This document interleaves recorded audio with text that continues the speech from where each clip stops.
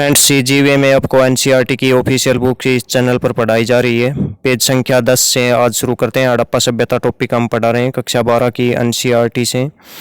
9 page पिछले videos में हमने कवर कर लिए। कक्षा 12 की NCERT की बुक में पहला अध्याय है ईंट, मनके एवं अस्थियाँ, हड़प्पा सभ्यता से संबंधित। इसके क्वेश्चन हमने वन लाइनर वे में पिछले वीडियोज़ में आपको बताए हैं। इस वीडियो में आगे इसी क्रम में जारी रखते हुए GV में आपको पढ़ाया जाएगा। NCERT की बुक से एक भी पॉइंट आपके लिए नहीं छोड़ा जाएगा और एक पॉइंट आपसे डिस्कस किया जाएगा इस GV में वन लाइनर वे में। तो फ्रेंड्स, वीडियो को ध्यान से ज़रूर देखें। ये है NCERT का ऑफिशियल NCERT का पेज संख्या 10 है ये। और इसमें जो मनकों के बारे में ये इमेज दी हुई है, मनकों के बारे में जो बताया गया है उसी के बारे में क्वेश्चंस आपको इस अभी दिखाए गए। उस टाइम इस तरह की माला होती थी मनकों की, मनकों से बनाई गई मालाएं। ये औजार है उस टाइम का। तो पहला क्वेश्चन देख लेते हैं पेज संख्या 10 से। मनकों के निर्माण में कौन कौन से पत्थर प्रयोग किए जाते थे? तो उस टाइम मनकों के निर्माण के लिए, अभी मनकों की मैंने माला दिखाई आपको, तो कौन कौन से पत्थर प्रयोग किए जाते थे? सेल खड़ी, मुद्राएं भी ज़्यादातर सेल खड़ी की बनी होती थी। क्वार्ट्स, इस पत्थर का प्रयोग भी किया जाता था, जैस्पर का भी। और कार्नेलियन, लाल रंग का ये पत्थर होता था, इसका प्रयोग भी मनके बनाने के लिए किया जाता था। और मनकों का यहाँ से निर्यात भी होता था और आयात भी करते थे। विशेष प्रकार के मनके मेसोपोटामिया में भेजे भी जाते थे और वहाँ से मंगाए भी जाते थे। मनकों के निर्माण में प्रयुक्त धातुएं कौन कौन सी थी? तो कुछ एक धातुओं का प्रयोग भी कर लिया जाता था। पत्थरों का प्रयोग तो होता ही था मनकों के निर्माण के लिए, लेकिन कुछ एक धातुएं भी प्रयोग की जाती थी, जैसे कि तांबा और कांसा और सोना, यानी कॉपर, ब्रोंज और गोल्ड। इन धातुओं का प्रयोग भी कर लिया जाता था मनके बनाने के लिए। उस समय मनके बनाने के कारखाने थे, बहुत से स्थानों पर मिले हैं, जैसे कि लोथल से कारखाने, राखी गढ़ी से बहुत से कारखाने मिले हैं मनके बनाने के उस टाइम से के। सैंधव सभ्यता के लोगों को किन किन धातुओं का ज्ञान था? तो इसका ट्रिक रहेगा, किन किन धातुओं का ज्ञान था उनको? सोचता सिटी, ये ट्रिक रहेगा। सोचता में सो से बन जाएगा सोना, च से बन जाएगा चांदी, ता से बन जाएगा तांबा, सी से बन जाएगा शीशा, टी से बन जाएगा टिन। और तांबा और एक कांसा धातु छूट गई। कांसा एक मिश्र धातु है, ये किसको? तांबा और टिन को मिला के बनती है, तो इसका नाम भी इस ट्रिक में आ जाता है। तो साथ साथ में आपको ट्रिकें भी बताई जा रही हैं। मनके कई आकार के होते थे। किस किस आकार के होते थे? चक्राकार होते थे, बेलनाकार होते थे, गोलाकार होते थे, डोलाकार होते थे तथा खंडित भी होते थे। इस तरह के मनके उस टाइम मिले हैं। एक बहुत ही मुलायम पत्थर है जिस पर आसानी से कार्य किया जा सकता था। तो इसकी मोहरें वगैरह और मुद्राएं वगैरह इस पत्थर की बनाई गई थी। इस पत्थर का नाम है सेल खड़ी। ये बहुत ही मुलायम तरह का, इसको सोप स्टोन भी बोल देते हैं इंग्लिश में, और स्टेटाइट ये नाम भी इसको दे देते हैं इंग्लिश में। सोप स्टोन भी इसका निकनेम है सेल खड़ी का, यानी साबुन की तरह ये मुलायम पत्थर था और इस पर आसानी से कार्य किया जा सकता था। मोहरें वगैरह बनाई जा सकती थी इसकी। धातु एवं पत्थरों के अलावा खालिस्तान का प्रयोग भी मनके बनाने में किया जाता था। धातु का प्रयोग होता था उस टाइम मनके बनाने के लिए, पत्थरों का प्रयोग होता था, और इनके अलावा और किस किस का प्रयोग होता था? शंख का प्रयोग होता था, फ्योन्स का प्रयोग होता था और पक्की मिट्टी का भी प्रयोग किया जाता था। क्या बनाने के लिए? मनके बनाने के लिए। ये पेज संख्या 10 से उठाया ये क्वेश्चन। चनुदड़ो पाकिस्तान में है फिलहाल। लोथल जो है, चनुदड़ो किस नदी के तट पर है? सिंधु नदी के तट पर है। ये पाकिस्तान के सिंध प्रांत में है। और लोथल फिलहाल किस राज्य में है? अहमदाबाद, गुजरात में है। गुजरात के अहमदाबाद ज़िले में तैयार किए गए मनके किन बड़े शहरी केंद्रों में लाए जाते थे? तो इन स्थानों पर तैयार किए जाते थे मनके, और ये बेचने के लिए, व्यापार के लिए बड़े व्यापारिक केंद्र थे इस सभ्यता के। सबसे बड़े मोहनजोदड़ो और हड़प्पा, ये दोनों के दोनों स्थल कहाँ पर हैं? वर्तमान में पाकिस्तान में है। तो यहाँ पर ये लाए जाते थे। NCERT का पेज नंबर 10-11 हम पढ़ चुके हैं। पेज नंबर 12 पढ़ते हैं। कक्षा 12 की NCERT से हड़प्पा सभ्यता टॉपिक हम पढ़ रहे हैं। सामान तथा लोगों के लिए सतल मार्गों द्वारा परिवहन का महत्वपूर्ण साधन क्या था? उस समय परिवहन का साधन, सबसे महत्वपूर्ण साधन क्या था? बैलगाड़ी था। उस टाइम आज की तरह से ये व्हीकल वगैरह नहीं थे, तो बैलगाड़ी से ही काम लिया जाता था। बैलगाड़ी के मिट्टी के बने खिलौने के प्रतिरूप इस बात का संकेत करते हैं। बैलगाड़ी के उस समय के मिट्टी के खिलौने मिले हैं।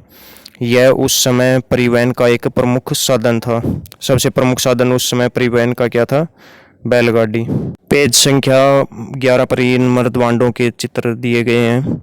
ये उस समय के हाई क्वालिटी के मर्दबांड थे। ये मर्दबांड जो मिट्टी के बने हुए बर्तन थे, इन्हीं से सभ्यताओं की पहचान की जाती है। मेनली सभ्यताओं को पहचानने का तरीका यही है कि किस क्वालिटी के मर्दबांड उस समय बनाए जाते थे। पुरानी सभ्यताओं में थोड़ी लो क्वालिटी के मर्दबांड यानी मिट्टी के बर्तन बनाए जाते थे, और वर्तमान की जो सभ्यताएं हैं, जो उसके बाद लेटेस्ट सभ्यताओं में ज़्यादा हाई क्वालिटी के मर्दबांड बनाए जाते थे। ये माता देवी की मरण मूर्ति है। उस समय के हर एक स्थल से माता देवी की मरण मूर्तियाँ ज़रूर मिली हैं। लगभग हर एक स्थल से एक आध स्थल है जहाँ से माता देवी की मरण मूर्तियाँ नहीं मिली हैं। उस समय माता देवी की पूजा की जाती थी। इससे ये सब हर एक जगह इनकी मूर्तियाँ मिलने का यही प्रमाण है कि उस समय माता देवी की मरण मूर्तियाँ पूजा। ये उस समय के तांबे और कांसे के बर्तन हैं जो पेज संख्या 12 पर, पृष्ठ संख्या 12 पर एनसीईआरटी की दिखाए गए हैं। समुद्र तट पर स्थित बस्तियां जहां पर शंख आसानी से उपलब्ध था वो थी नागेश्वर, गुजरात में थी ये, और बालाकोट ये कहाँ थी? पाकिस्तान के बलूचिस्तान में। बालाकोट यहाँ पर क्या मिलता था? समुद्र तट पर यहाँ पर बस्तियाँ थी जहाँ पर शंख मिल जाता था आसानी से। शंख से भी बहुत सारे औजार वगैरह बहुत कुछ बनाया जाता था। लाजवर्दमणि के सबसे अच्छे स्रोत खालिस्तान के निकट स्थित था। तो लाजवर्दमणि के लिए ये स्रोत कहाँ? सरतोगई। इससे संबंधित बहुत से क्वेश्चन पूछे जाते हैं। सरतोगई अफगानिस्तान में स्थित था ये लाजवर्दमणि के लिए। नीले रंग के पत्थर लाजवर्दमणि के लिए हड़प्पा सभ्यता की विशेष बस्ती बसाई गई थी। कहाँ पर? सरतोगई में।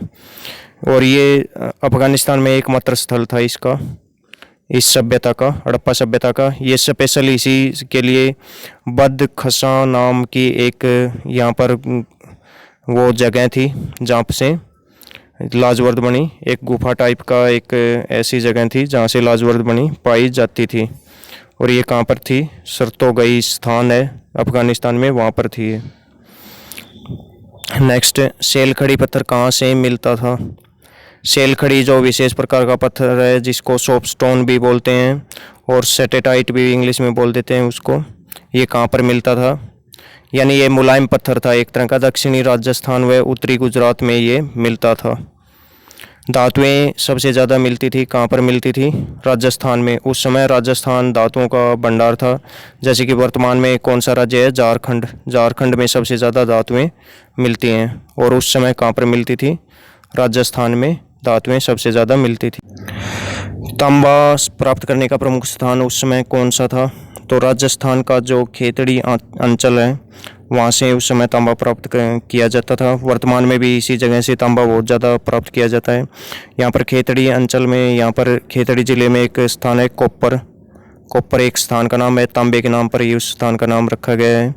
तो वहाँ पर बहुत ज़्यादा तांबा निकाला जाता था, अब भी निकाला जाता है। सोना प्राप्त करने के लिए प्रमुख स्थान कौन सा था? वर्तमान में भी सोना प्राप्त करने के लिए प्रमुख स्थान कौन सा है? दक्षिणी भारत। वर्तमान में हाल फिलहाल में एक बिहार में भी एक खान मिली है सोने की, बहुत ज़्यादा सोना वहाँ पर मिला है। और वैसे इंडिया में हमेशा कर्नाटक, आज के कर्नाटक राज्य में हड़प्पा सभ्यता के लोग सोना प्राप्त करते थे। कर्नाटक राज्य में सोना प्राप्त किया जाता था। KGF जो फिल्म बनी है, कोलार गोल्ड फील्ड्स, वो भी दक्षिण भारत के इसी हिस्से में सोना निकाला जाता था, उसमें भी ये दिखाया गया है। खेतड़ी क्षेत्र में मिले साक्ष्यों को पुरातत्वविदों ने क्या नाम दिया है?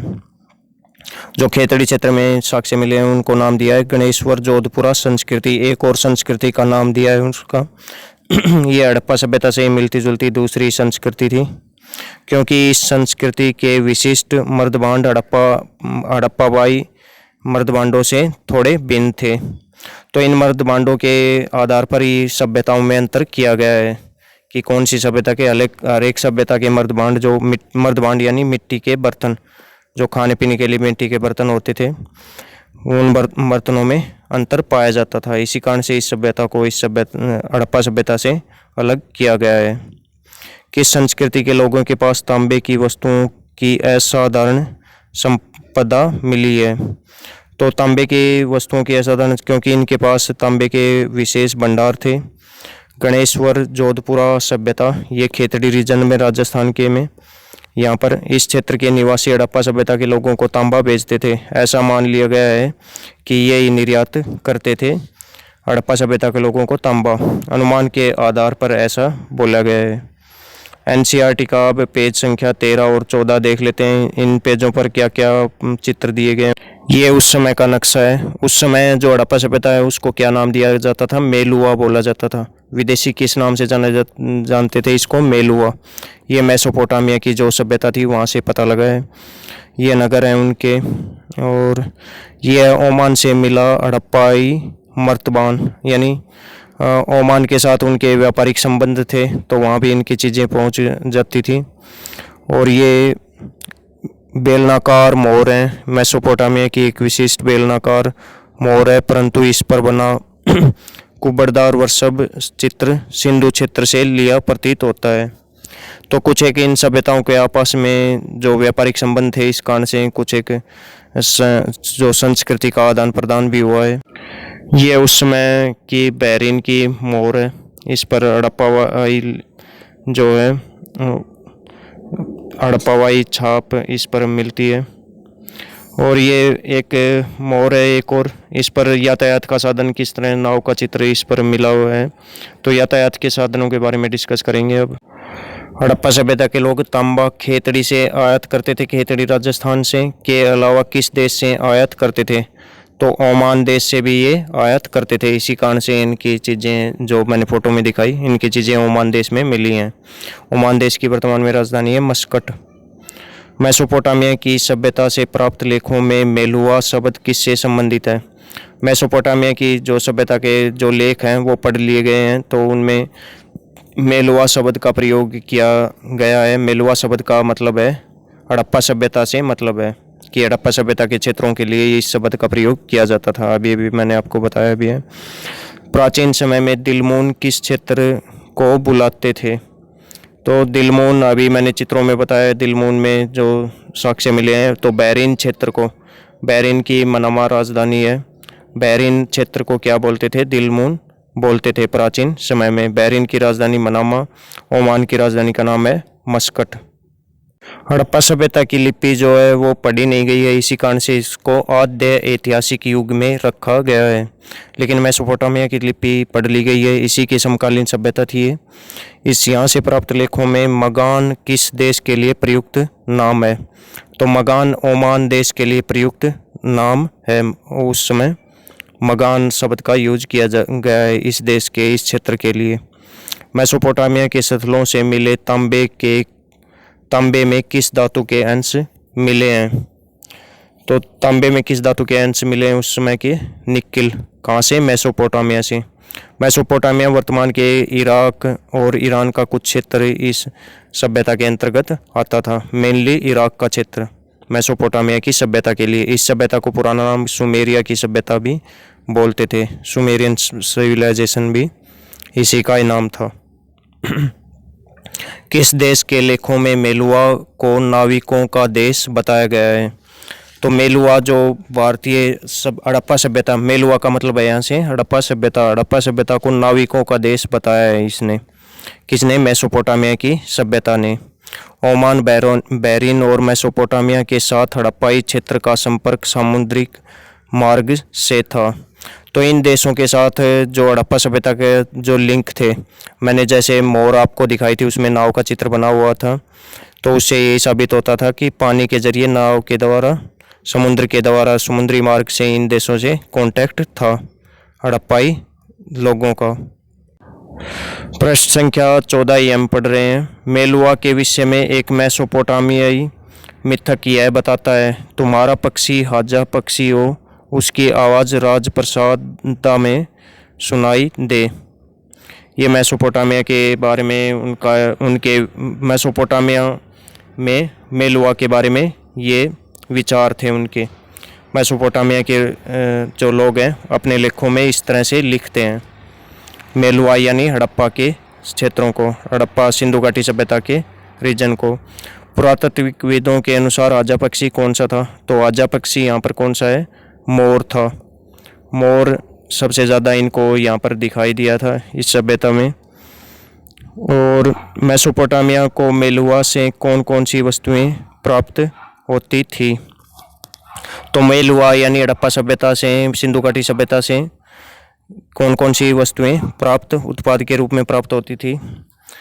कार्निलियन, लाजवर्धमणि, तांबा, सोना और विविध प्रकार की लकड़ियाँ ये लेके जाते थे मेसोपोटामिया के लोग यहाँ से, इसी कारण से वो आते थे। तो कई नाम है सिंधु घाटी सभ्यता के। सिंधु घाटी सभ्यता, हड़प्पा सभ्यता, मेलुआ और सिंधु सरस्वती सभ्यता, ये 3-4 नाम इसके दिए गए हैं। लेकिन असली नाम क्या है ये याद रखिए, हड़प्पा सभ्यता इसका असली नाम है, जो कि इसके सबसे पहले खोजे गए स्थल के नाम पर इसका रखा गया था। मेलुआ यानी नाविकों का देश, नाविकों का देश इसको बताया गया है कि मोरों पर जहाज़ों की और नावों का चित्रांकन हम पाते हैं। नावों का चित्रांकन जैसे कि मोर मैंने आपको शुरुआत में दिखाई थी, तो उस पर नावों के चित्र बने हुए थे। अगले पेजों के पृष्ठ संख्या 15 और अगले पेजों को अगले वीडियोज़ में पढ़ेंगे। तो सभी वीडियोज़ को कक्षा 6 की एनसीईआरटी भी मैंने कंप्लीट कर दी है 2 वीडियोज़ में, वो भी ज़रूर देखें। कक्षा 6 की एनसीईआरटी में जो है हड़प्पा सभ्यता के टॉपिक को पूरा किया गया है, दोनों वीडियोज़ ज़रूर देख लें। ये साइन बोर्ड मिला है धोलावीरा से, बड़ा सा साइन बोर्ड, ये अक्षर लिखे हुए थे उस पर। तो इन पेजों को अगले वीडियो में कवर करेंगे। ये बहुत ही इम्पोर्टेंट पार्ट है इस सभ्यता की। सबसे पुरोहित राजा की जो मूर्ति मिली है मोहनजोदड़ो से। तो फ्रेंड्स अगला वीडियो जरूर देखें। तो इस क्वेश्चन का आंसर आप कमेंट बॉक्स में ज़रूर दीजिएगा। सरतोगई सिंधु घाटी सभ्यता स्थल किस देश में है वर्तमान में? तो ये स्थल किस देश में है? इनमें से कौन सा, ये एग्जाम में पूछा हुआ SSC CPU के एग्जाम में 2017 में, इनमें से कौन सा हड़प्पा स्थल अफगानिस्तान में है? 4 ऑप्शंस आपको दिए गए हैं। SSC MTS के एग्जाम में 2021 में पूछा हुआ है। फ्रेंड्स धन्यवाद।